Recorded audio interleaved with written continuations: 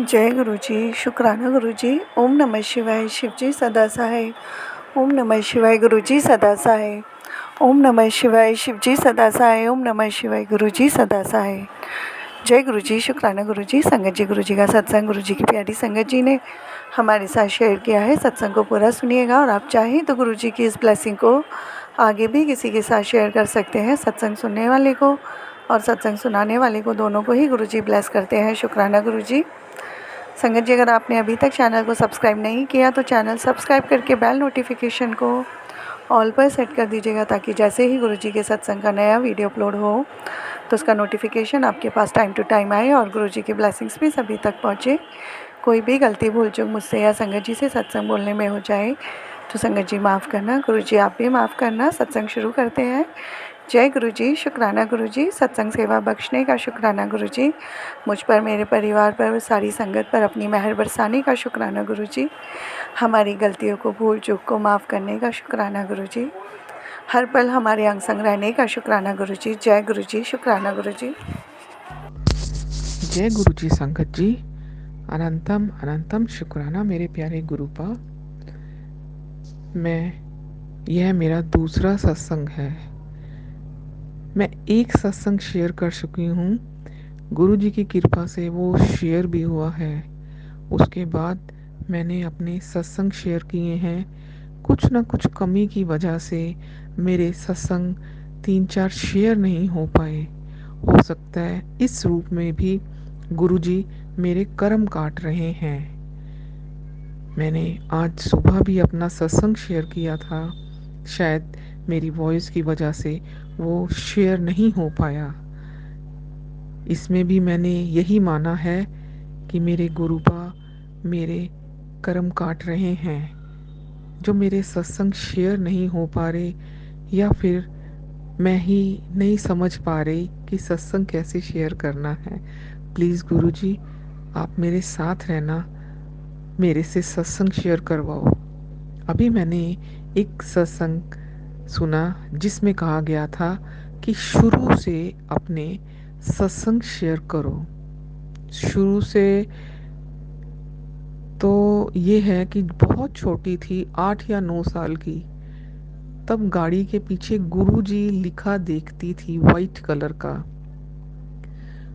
बहुत कम नज़र आता था, लेकिन उस टाइम पता नहीं था कि ये क्या है, बस गुरुजी पढ़ती थी। उसके बाद भी नहीं पता था। शिवजी की भक्त तो छोटे होने से ही थे, और मैया की पूजा, मैया के नराते ये हमारे घर में मम्मी करती थी। शिवजी की तो पक्की भगत थी, जो मांगती थी मिलता था। और एक अदृश्य शक्ति के रूप में भोले बाबा साथ थे। जैसे कुछ डर लगता था, या कई बार ऐसे लगता था कोई मुझे मारने के लिए आ रहा है, तो कोई ऐसी शक्ति होती थी बिल्कुल एंड पे आके वो मुझे खींच के बचा लेती थी। मैं उठती थी तो नॉर्मल होती थी। ये तो मेरी बचपन की बातें थी। उसके बाद काफ़ी प्रॉब्लम्स आई लाइफ में। भोले बाबा को मानती थी, भोले बाबा हर पल साथ खड़े रहते थे। मेरी शादी हुई। शादी से पहले भी प्रॉब्लम्स थी। कुछ फैमिली मैटर था जो मैं डिस्कस नहीं कर सकती। शादी होने के बाद इन लॉज में प्रॉब्लम्स हो गई। वहाँ पे भी कुछ ऐसी प्रॉब्लम्स थी कि किसी तरह वो लोग चाहते थे कि मेरे अंकल मैं अलग हो जाएं, लेकिन हम दोनों ही साईं बाबा को, भोलेनाथ को और मैया को इतना मानते थे कि उन लोगों ने हमारा रास्ता बनाया, हमें ही उन लोगों से अलग कर दिया। अंकल और मुझे अलग नहीं किया। हम अपनी पर्सनल लाइफ खुद ही जी रहे थे अच्छे से, जैसे भी था एक दूसरे को कोऑपरेट सपोर्ट कर रहे थे। शादी के बाद धीरे धीरे लाइफ जैसे भी थी बीत रही थी। मेरे अंकल का काम नहीं था, काम बिल्कुल बंद हो चुका था। मेरी बिटिया हुई, बड़ी वाली आंटी, तो उसके होने के बाद मेरे अंकल की जॉब लगी। जॉब में धीरे धीरे मेरे अंकल ने इतनी प्रोग्रेस की, इतनी प्रोग्रेस की कि उन्होंने कुछ सालों में ही अपना बिजनेस खोल लिया। उस वक्त मेरे ख्याल से 2014 की बात है ये। मैं सेकंड टाइम प्रेग्नेंट थी। मेरे अंकल ने जब अपना बिजनेस खोला तो उसके बाद मेरे एक कज़न ने अपने घर गुरुजी का सत्संग करवाया। उस टाइम भी मैं इतना मानती नहीं थी। मैं उनके यहाँ सत्संग में गई तो पता नहीं क्या हुआ मुझे, मैं इतना रोती रही, इतना रोती रही वहाँ पे बैठे हुए। और थोड़ा कंट्रोल भी किया कि यार मेरी फैमिली साथ बैठी है, वो लोग सोचेंगे इसको कोई प्रॉब्लम है जो ये इतना रोती जा रही है। फिर भी कंट्रोल नहीं हुआ, मैं रोती रही। ऐसा मेरे साथ तब हुआ था जब मैं शिरडी गई थी।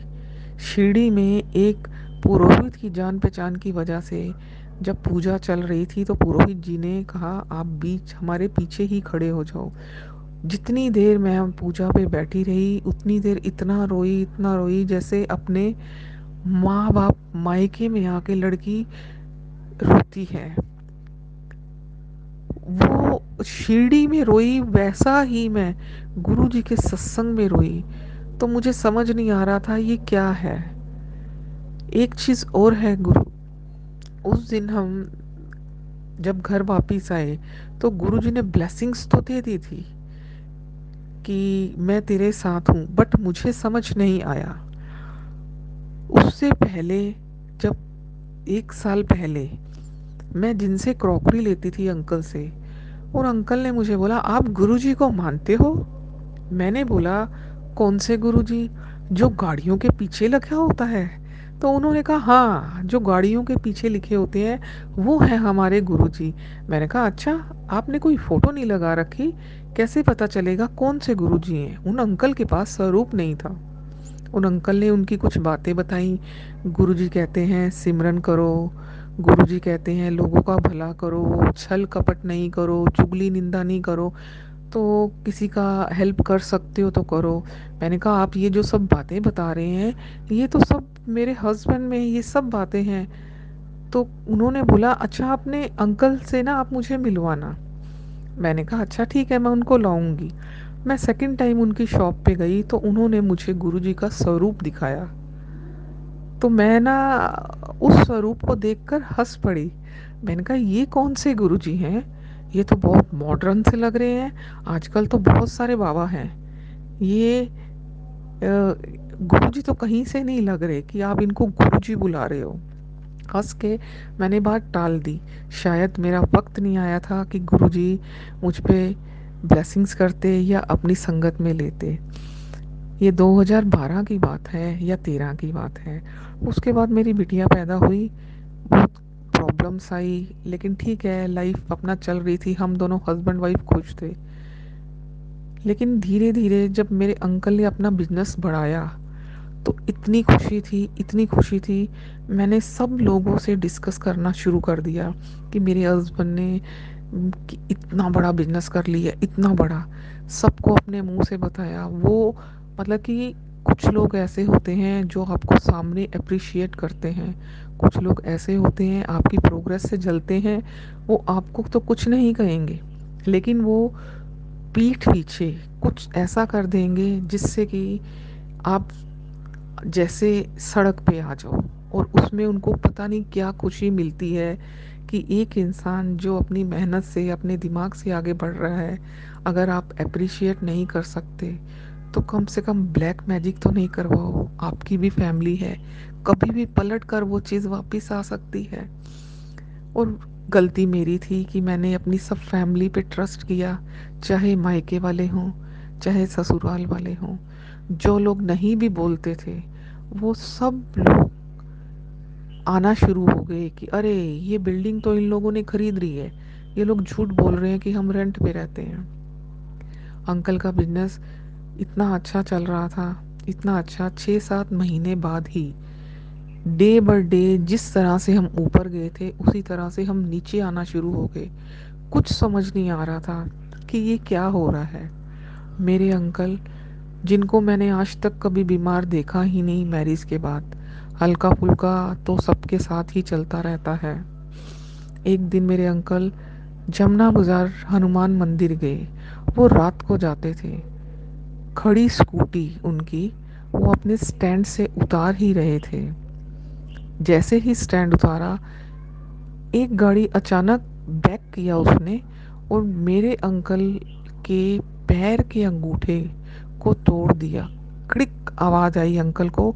अंकल कहते मैं इतनी तेज चिल्लाया कि मैं वहीं सड़क पे बैठ गया। बट अंकल ने सोचा कि अगर मैं यहीं रहूंगा तो मेरे बच्चे बीबी मेरा वेट करेंगे। अंकल ने हिम्मत की। उस वक्त अंकल के पैर के अंगूठे की हड्डी टूट चुकी थी। अंकल ने हिम्मत की। अंकल घर वापस आए, बहुत तड़पे। मॉर्निंग में उनको कुछ लोग लेकर गए, उनकी ड्रेसिंग हुई। बट अंकल ने हिम्मत नहीं हारी, अपना काम करते रहे। धीरे धीरे अंकल का काम ऐसे हो गया कि बिल्कुल बंद। इनकम का कोई सोर्स नहीं था। वो बिजनेस घर सब रेंटेड था। अब बच्चों की फीस देना, रेंट को देना, घर में राशन डालना, एवरीथिंग सब चीज़ें बंद। क्या करें? और जिन लोगों से हेल्प ली थी वो लोग भी पैसे मांग रहे थे। कुछ समझ नहीं आ रहा था, क्योंकि इस तरफ ना अंकल का ध्यान गया ना मेरा ध्यान गया कि कोई हमारे ऊपर ब्लैक मैजिक भी कर सकता है।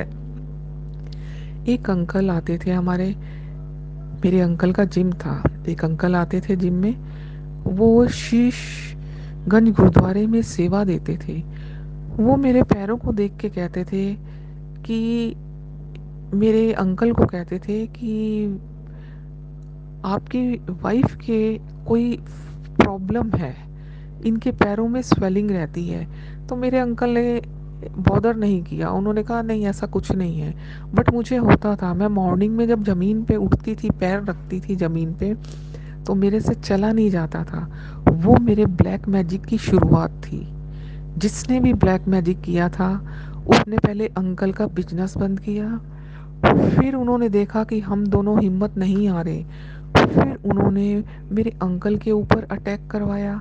जब देखा फिर भी हम दोनों अलग नहीं हुए, तो उन्होंने हमारा मेरे ऊपर ब्लैक मैजिक करके अंकल और मेरा रिश्ता तोड़वाने की कोशिश की। वो कामयाब हो गए, क्योंकि जब ब्लैक मैजिक मेरे पे हुआ तो मैं घर में इतना कलेश करती थी, इतना कलेश करती थी कि चीज़ें उठा उठा कर फेंकती थी। मैं अपने अंकल से झगड़ा करती थी, मैंने आपके साथ नहीं रहना, ये बच्चे मेरे नहीं हैं, मैं तुम्हें छोड़ के किसी भी दिन चली जाऊंगी। और मैंने सर्च करना शुरू कर दिया कि कोई विधवा आश्रम हो जहाँ मैं चली जाऊं। ये उस वक्त गुरुजी ने ब्लेसिंग्स दी, मेरे पे कृपा की। फेसबुक के थ्रू गुरुजी मुझे मिले। मैंने जय गुरुजी लिखा और धीरे धीरे गुरुजी का मंत्र जाप शुरू किया। और मेरी पहली शर्त ही यही थी कि गुरुजी, आप में अगर हिम्मत है या शक्ति है तो मेरी लेग्स ठीक करके दिखाओ कि मैं चलना शुरू करूं।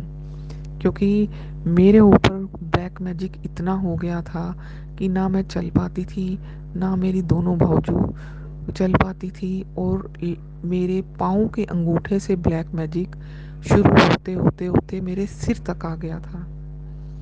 मेरे अंकल चुप रहते थे, कुछ नहीं कहते थे।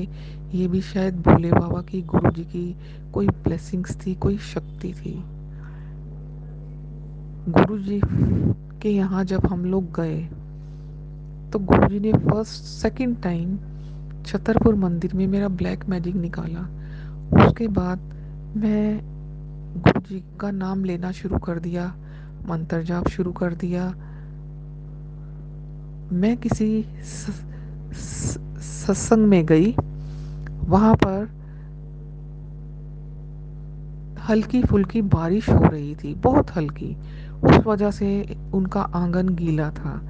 उन आंटी के यहाँ, जिनके यहाँ सत्संग था, छोटे छोटे रूम्स थे, तो हम लोग आंगन में जाके बैठ गए। मेरी दो डॉटर्स थी और मैं। मेरी लेग्स में पेन होता था, घुटनों में, और मेरे कमर में दर्द होता था। मैं साइड में बैठ गई। मैंने कहा मेरे से ना उठा नहीं जाएगा, मेरी बैक पेन भी हो गई और घुटन उठते हुए मुझे घुटनों में भी प्रॉब्लम होती है, तो सब लोग कहेंगे कैसे बुड्ढों की तरह उठ रही है। तो शर्म की वजह से मैं साइड में बैठ गई। मेरे आगे कूलर लगा हुआ था विदाउट वाटर, वो खाली फैन चल रहा था।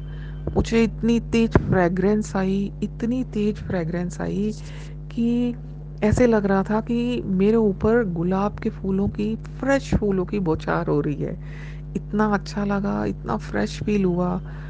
सत्संग सुनते सुनते मुझे फ्रेश होना था। मैंने कहा इनके घर में जाऊंगी, आंटी के घर में, तो काफ़ी काफ़ी लोग आए हुए हैं, तो रश होगा, मैं अपने घर जाती हूँ, क्योंकि बिल्कुल साथ में ही हमारा घर था। मैं उठी, अपने घर गई, वापस आई। मुझे पता ही नहीं चला कि मेरे उठते हुए ना मेरा कोई घुटनों का दर्द, नी पेन हुआ, ना मेरी बैक पेन हुई। ये मैजिक था, मिरेकल था गुरुजी का। इतना सरप्राइज हुआ। सेकंड मिरेकल क्या हुआ कि मंत्र जाप चल रहा था, आरती के बाद मंत्र जाप चल रहा था। तो मैंने अपनी आंखें बंद की, मैंने ध्यान लगाया। मुझे ऐसा फील हुआ कि गुरु जी के स्वरूप में से एक छोटा सा त्रिशूल आया है, गोल्डन कलर का, जैसे गोल्ड का बना हो, आके किसी ने वो मेरे माथे पे रख दिया है। और वो गुरुजी ही हो सकते हैं। मैंने जो आंटी वहाँ सत्संग कर रही थी उनसे पूछा कि ये गुलाबों की खुशबू आ रही थी, क्या रूम स्प्रे किया था? उन्होंने कहा नहीं आंटी, आपको गुरुजी ने ब्लेसिंग्स दी हैं, ये गुरुजी की शक्ति है, गुरुजी की ब्लेसिंग्स हैं आपके ऊपर, आपको मिली हैं। उस टाइम भी मैं जैसे मानती थी गुरुजी को, बट खुश हो गई, सीरियस नहीं थी। जो गुरुजी कहते हैं ना, डायरेक्ट कनेक्शन लगाओ या मंत्र जाप करो या कोई प्रॉब्लम है आप मेरे से डिस्कस करो, वो चीज़ नहीं थी। बट गुरुजी को मानती थी, गुरुजी की ब्लेसिंग्स थी। प्रॉब्लम्स तो आनी शुरू हुई। उस बिल्डिंग को हमने छोड़ दिया क्योंकि उसका रेंट बहुत ज़्यादा था। हम दूसरे घर में आए, वहाँ पे भी अंकल आंटी, हम दोनों की प्रॉब्लम्स इतनी ज़्यादा बढ़ गई कि हम लोग झगड़ा ही करते रहते थे। कभी ठीक रहना, कभी झगड़ा करना। उस घर में भी नेगेटिविटी इतनी थी, इतनी थी। हमारी वजह से मेरी दोनों आंटियाँ सफ़र कर रही थी, बच्चे सहमे रहते थे। क्यों? क्योंकि मेरा गुस्सा इतना ज़्यादा था, नाक पे ही रहता था। जब मैं अपने बच्चों को सहमा हुआ देखती थी, तो थोड़ा मैंने अपने नेचर में चेंज किया कि मेरी वजह से मेरे बच्चे सफ़र क्यों करें। धीरे धीरे धीरे 2000 मैं गुरुजी से 2019 में जुड़ी थी। और धीरे धीरे गुरुजी का सिमरन करती थी, बट मैं घर में कभी जोत नहीं जलाती थी, पूजा नहीं करती थी। 2 साल पहले मैं इतना बीमार हुई, इतना बीमार हुई कि मुझे समझ नहीं आया मेरे साथ क्या हो रहा है। ये दोबारा से किसी ने ब्लैक मैजिक किया मेरे पे। मेरे को शाम को फीवर होता था और सुबह ठीक हो जाता था, और ये मेरे साथ 1.5 2 महीने तक चलता रहा।